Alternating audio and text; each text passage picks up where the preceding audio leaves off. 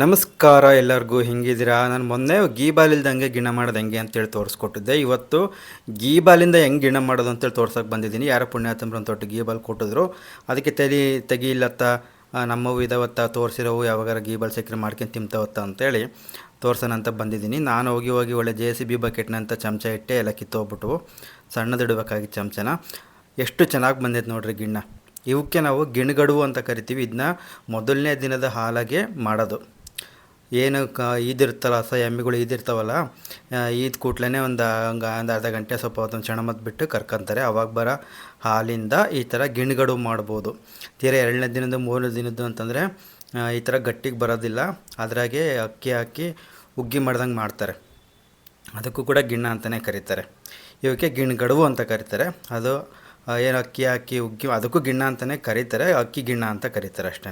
ಅದಕ್ಕಿಂತ ಒಂದೊಂದು ಕಡೆ ಒಂಥರ ಮಾಡ್ತಾರೆ. ಭಾಳ ಅಂದರೆ ಭಾಳ ಸರಳವಾಗೈತೆ, ನೀವು ಮಾಡ್ಕೋಬೋದು. ನಿಮಗೆ ಯಾರು ಗೀಬಾಲ್ ಸಿಕ್ತು ಅಂತಂದರೆ ಈ ಥರ ಮಾಡ್ಕೊಳ್ರಿ. ಬರೀ ದಿನ ಹೆಂಗೆ ಮಾಡೋದು ಅಂತೇಳಿ ನಾನು ನಿಮಗೆ ತೋರಿಸ್ತೀನಿ ಇವತ್ತು. ನೋಡಿರಿ, ಒಂದು ತಟ್ಟು ಗೀಬಾಲ್ ಕೊಟ್ಟಿದ್ರು. ಟೀ ಕುಡಿಯೋ ಕಪ್ನ 1.5 ಕಪ್ ಇತ್ತು. ನಾನು ನಿಮಗೆ 1 ಕಪ್ಪಿನ ಅಳತೆಗೆ ಸರಿಯಾಗಿ ತೋರಿಸ್ತೀನಿ. ನೀವು ಹಂಗೆ ಗಮನ ಕೊಟ್ಟು ಎಲ್ಲದನ್ನು ನೋಡ್ಕೊಳ್ರಿ. ಇದಿಷ್ಟು ಒಂದು ಟೀ ಕುಡಿಯೋ ಕಪ್ನ 1 ಕಪ್ಪು ಗೀಬಾಲ್ ಸಿಕ್ತು ಅಂತಂದರೆ ಮೊದಲನೇ ದಿನದ್ದು, ನೀವು 1 ಲೀಟ್ರ್ ಹಾಲು ಬಳಸಿ ಕೂಡ ನೀವು ಮಾಡ್ಕೋಬೋದು. 1 ಲೀಟ್ರ್ ಹಾಲಿಗೂ ಕೂಡ ಅದು ಗಿಣ್ಗಡುವು ಚೆನ್ನಾಗೇ ಬರುತ್ತೆ.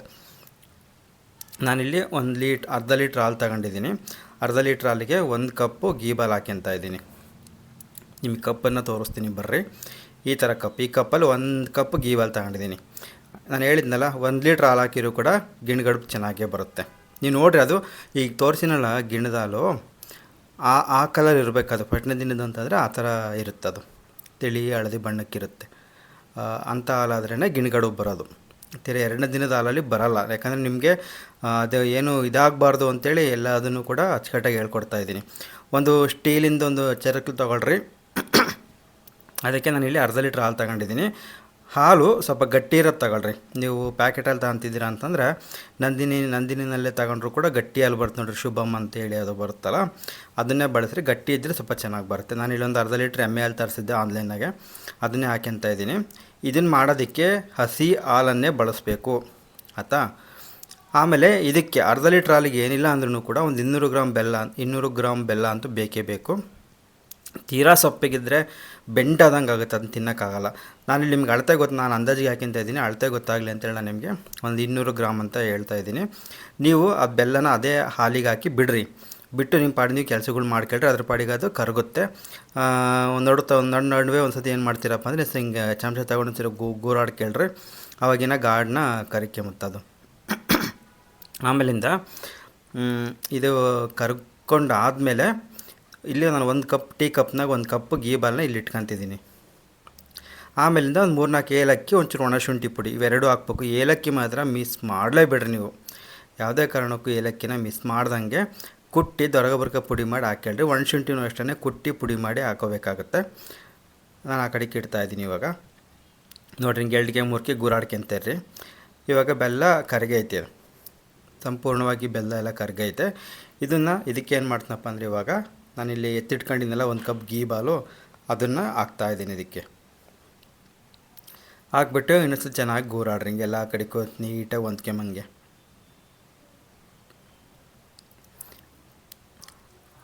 ಗೀಬಾಲನ್ನು ಇದಕ್ಕೆ ಹಾಕೊಂಬಿಡ್ರಿ, ಸೋಸ್ಕೊಬೇಕು. ಇವಾಗ ಏನೋ ಬೆಲ್ಲದಾಗ ಕಸರು ಇರುತ್ತಲ್ಲ, ಇನ್ನೊಂದು ಇಂಥದ್ದೊಂದು ಸಣ್ಣದೊಂದು ಚರಕಲ್ಲಿ ತಗೊಂಡು ಒಂದು ಜಲ್ಡಿ ತಗೊಂಡು ಸೋಸ್ಕೊಳ್ರಿ. ಬೆಲ್ಲದಾಗ ಕಸರು ಇರುತ್ತೆ, ನೀವು ಹೆಂಗೆ ಇದು ಮಾಡಿದ್ರು ಬೆಲ್ಲದಲ್ಲಿ ಕಸರು ಇರುತ್ತೆ, ಅದಕ್ಕೆ ಹಿಂಗೆ ಮಾಡ್ಕೋಬೇಕು.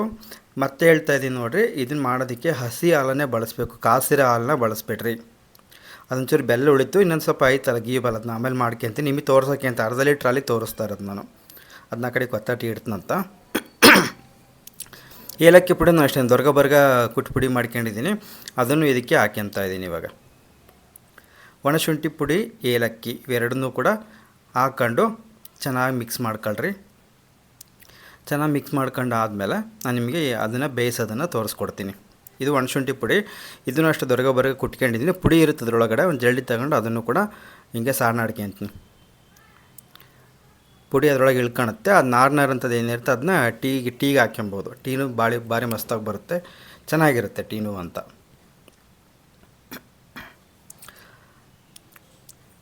ಇವಾಗ ಏನು ಮಾಡ್ತೀರಾ ಅಂದರೆ ಇನ್ನೊಂದು ಸತಿ ನೀಟಾಗಿ ಹಿಂಗೆ ಗೂರಾಡ್ರಿ, ಎಲ್ಲ ಕಡಿಕೋದು ಕೂರೋ ಥರ. ಆಮೇಲೆ ಒಂದು ಚಿಟಿಕೆ ಒಂದು ಚೂರೇ ಚೂರು ಉಪ್ಪನ್ನು ಹಾಕಬೇಕು. ಇಲ್ಲಾಂತಂದರೆ ಅದು ನಾನು ಹೇಳ್ತೀನಲ್ಲ, ಎಲ್ಲ ಒಂದು ಕಾಳು ಉಪ್ಪು ಹಾಕ್ತಾರೆ ಅಂತ. ನಾನು ಇಲ್ಲೊಂದು ಚೂರು ಪುಡಿ ಉಪ್ಪು ಹಾಕ್ತಾಯಿದ್ದೀನಿ. ಕಲ್ಲುಪ್ಪಾದರೆ ಕರಿಕೊಳೋದು ಲೇಟ್ ಆಗುತ್ತೆ ಅಂತ ಒಂದು ಚೂರು ಇದು ಪುಡಿ ಉಪ್ಪು ಹಾಕಿದ್ದೀನಿ. ಇನ್ನೊಂದು ಸತಿ ಹಿಂಗೆ ಆ ಕಡೆ ಈ ಕಡೆ ಅದು ಉಪ್ಪೆಲ್ಲ ಒಂದು ಚೂರು ಕರಗೋ ತನಕ ಹಿಂಗೆ ಗೂರಾಡ್ಕೊಂಬಿಟ್ಟು ಒತ್ತಟ್ಟಿಗೆ ಇಟ್ಕೊಳ್ರಿ. ನಾನು ನಿಮ್ಗೆ ಇದನ್ನ ಬೇಯಿಸೋದಕ್ಕೆ ನೀವು ಕುಕ್ಕರ್ ಆದರೂ ಬಳಸ್ಬೋದು, ಇಲ್ಲ ಪಾತ್ರೆ ಆದರೂ ಬಳಸ್ಬೋದು. ಕುಕ್ಕರ್ ಬಳಸಿದ್ರೆ ವಿಸಿಲ್ ಹಾಕ್ದಂಗೆ ಬೇಯಿಸ್ಬೇಕು ನೀವು.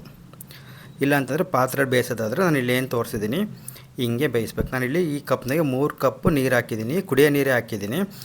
ನಲ್ಲಿ ನೀರು ಹಾಕಿದ್ವಿ ಅಂತಂದರೆ ಉಪ್ಪು ನೀರು ಹಾಕಿದ್ವಿ, ಆ ಉಪ್ಪು ಜಡ್ಡು ಹಿಡಿದ್ಬಿಡುತ್ತೆ, ಆಮೇಲೆ ಪಾತ್ರೆ ತೊಳೆಯೋದು ಬಂಡಾಗುತ್ತೆ. ಹಂಗಾಗಿ ನಾನು ಸಿಹಿ ನೀರೇ ಹಾಕ್ಯಂತಾಯಿದ್ದೀನಿ. ಇಲ್ಲಿ 3 ಕಪ್ಪು ನೀರು ಹಾಕೋತೀನಿ. ಯಾಕಂದರೆ ಒಂದು 30 ನಿಮಿಷದಿಂದ 40 ನಿಮಿಷ ಇದು ಬೇಯಬೇಕಾಗತ್ತೆ. ಅದಕ್ಕೆ ಮತ್ತೆ ನೀರು ಖಾಲಿ ಆಗಬಾರ್ದು ಅಂಥೇಳಿ ಹಾಕತ್ತಿದ್ದೀನಿ. ಒಂದು ಜಲ್ಡಿಲ್ಲ ಕೆಳಗಡೆ ನಿಮ್ಮ ಯಾವ ಥರ ಅವರ ಕುಕ್ಕರಿಗೆ ಉಪ್ಪು ಇಡೋಕೆ ಕೊಟ್ಟಿರ್ತಾವಲ್ಲ, ಒಂದು ತಟ್ಟೆ ಅಂಥವು, ಪ್ಲೇಟ್ನಂತವು, ಅವನ್ನಾರು ಇಕ್ಕೊಳ್ರಿ. ನಾನು ಇಲ್ಲೇನು ಹಾಲು ಇಕ್ಕೊಂಡಿದ್ದೆ ಅದನ್ನು ಕೂಡ ಇದಕ್ಕೆ ಇಕ್ಕಿ, ಇದಕ್ಕೆ ಸರಿ ಹೊಂದಂಥ ಪ್ಲೇಟು ಮುಚ್ಚಿ, ಇದ್ರ ಮೇಲೆ ಅದು ನೀರು ಕುದಿಯೋಕ್ಕೆ ಸ್ಟಾರ್ಟ್ ಆಗ್ತದಂಕಲ್ಲೇ ಸಣ್ಣೂರಿಗಿಂತ ಒಂದು ಚೂರು ಜಾಸ್ತಿ ಉರಿ ಇಟ್ಟು ಒಂದು 30 ನಿಮಿಷ ಅಂತೂ ನೀವು ಕುದಿಸ್ಲೇಬೇಕು. ಒಂದು 30 ನಿಮಿಷ ನೋಡಿರಿ, ಈ ಥರ ಒಂದು 30 ನಿಮಿಷ ಕುದಿಸಿದ್ದೀರಾ ಅಂತಂದರೆ ರುಚಿ ರುಚಿಯಾಗಿರೋ ಗಿಣ್ಣ ಚೆನ್ನಾಗಾಗುತ್ತೆ. ಇದನ್ನ ಬಿಸಿ ಇರುವಾಗ ತಿನ್ನಬಾರ್ದು, ತಣ್ಣಗಾದ್ಮೇಲೆ ತಿನ್ನಬೇಕು. ನಾನು ನಿನ್ನೆ ಸಂಜೆನಾಗ ಮಾಡಿದ್ದು ಎದ್ದಾಗೆದ್ದು ಪೀಸ್ ಮಾಡಿ ಕಟ್ ಮಾಡಿ ನಿಮಗೆ ಅದನ್ನ ತೋರಿಸ್ತಿರೋದು. ಮಧ್ಯ ಒಂದು ಸತಿ ಹಿಂಗೆ ಏನಾದರೂ ಒಂದು ಸಲ ತೆಗೆದು ನೋಡಿರಿ. ನೀವು ಒಂದು ಸತಿ ಏನಾದರೂ ನೀರು ಪಾರು ಏನಾದರೂ ಒಳಗೆ ಹೋಗ್ತಾಯ್ತಾ ಇಲ್ಲ ಅಂತೇಳಿ. ಹೋಗಲ್ಲ, ಏನಿಲ್ಲ, ಪ್ಲೇಟ್ ನೀಟಾಗಿ ಮುಚ್ಚಿದ್ರೆ ನೀವೇನು ಆ ಕಡೆ ಈ ಕಡೆ ಮಾಡಿದರೆ ಚೂರು ನೀರು ಒಳಗೆ ಹೋಗ್ಕಂತವೆ ಅಂತೇಳಿ ಹಂಗೆ ಅನ್ಬೇಕು. ಆದರೆ ಹಂಗೇನು ಆಗಲ್ಲ, ಸುಮ್ಮನೆ ಒಂದು ಸಲ ಚೆಕ್ಕಿಂಗು ಹೆಂಗೆ ಬರ್ತೈತೆ ಅಂತ ನಿಮಗೊಂದು ಖುಷಿ ಆಗುತ್ತಲ್ಲ, ಗಟ್ಟಿಗೆ ಆಗ್ತೈತೆ ಅಂತೇಳಿ ಅಂತ ಆ ಥರ ಮಾಡ್ಕೋಬೇಕು ಅಂತೇಳಿ. ನೋಡಿರಿ, ಇದು ನಾನಿವಾಗ ಬೆಳಗ್ಗೆ ತೆಗೆದು ತೋರಿಸ್ತಾ ಇರೋದು. ಇದು ಬೆಳಗ್ಗೆ ತಣ್ಣಗಾಗೈತೆ ನೋಡ್ರಿ, ಎಷ್ಟು ಚೆನ್ನಾಗಿ ಬಂದೈತೆ ನೋಡ್ರಿ ಗಿಣ್ಣ. ನೋಡಿರಿ ಎಷ್ಟು ಚೆನ್ನಾಗಿ ಗಿಣ್ಣ ಬಂದೈತೆ. ಇದನ್ನು ಕಟ್ ಮಾಡ್ಕೊಂಡು ಪೀಸ್ ಮಾಡ್ಕೊಂಡು ತಿಂದರೆ ಗಿಣ್ಣ ರೆಡಿ ಆಯಿತು. ಕೆಲವು ಕಡೆ ಇದನ್ನ ಗಿಣ್ಣ ಅಂತಾರೆ, ಗಿಣ್ಣು ಅಂತಾರೆ. ಇನ್ಸ್ಟಾಗ್ರಾಮಲ್ಲಿ ಯಾರೋ ಒಬ್ಬರು ಹಿಂಗೆ ಹಾಕಿದ್ರು, ಅಲ್ಲಂತೂ ಹೊಡೆದಾಡ್ಕೊಂಬಿದ್ದಿದ್ರು ಭಾಳ ಜನ. ಗಿಣ್ಣು ಅಂತ ಒಬ್ಬರು, ಗಿಣ್ಣ ಅಂತ ಇನ್ನೊಬ್ಬರು. ಗಿಣ್ಣ ಎರಡೂ ಒಂದೇ, ಎರಡು ನಮ್ಮದೇ ಭಾಷೆ. ಕೆಲವು ಕಡೆ ಹಂಗಂದ್ರೆ, ಕೆಲವು ಕಡೆ ಹಿಂಗಂತಾರೆ. ಹಂಗಾಗಿ ನಮ್ಮ ಭಾಷೆ ನಾವು ಒಪ್ಕೋಬೇಕು. ನಾವೇ ನಮ್ಮ ಭಾಷೆನ ಮೊದಲಿಸ್ಬಾರ್ದು. ಅದೇನು ತಪ್ಪು ಬಳಕೆ ಅಲ್ಲ, ಒಂದೊಂದು ಕಡೆ ಒಂದೊಂದು ಥರ ಬಳಸ್ತಾರೆ ಅಷ್ಟೇ. ಆಯ್ತು, ನಾನು ನಿಮಗೆ ಮುಂದಿನ ವಿಡಿಯೋದಲ್ಲಿ ಇನ್ನೊಂದು ರೆಸಿಪಿನ ತೋರಿಸ್ಕೊಂಡು ಬರ್ತೀನಿ. ವಿಡಿಯೋ ನೋಡೋದಕ್ಕಾಗಿ ನಿಮ್ಮೆಲ್ಲರಿಗೂ ಕೂಡ ತುಂಬ ಧನ್ಯವಾದಗಳು. ದೇವರು ನಿಮಗೆ ಸುಖ, ಶಾಂತಿ, ನೆಮ್ಮದಿ ಕೊಟ್ಟು ಕಾಪಾಡಲಿ, ಎಲ್ಲನೂ ಒಳ್ಳೆಯದಾಗಲಿ. ಇವತ್ತು ತುಪ್ಪ ತೋರಿಸ್ತಾ ಇದ್ದೀನಿ ಹೆಂಗೆ ಕಾಯಿಸೋದು ಅಂತೇಳಿ. ಓಕೆ, ಟಾಟಾ, ಬಾಯ್.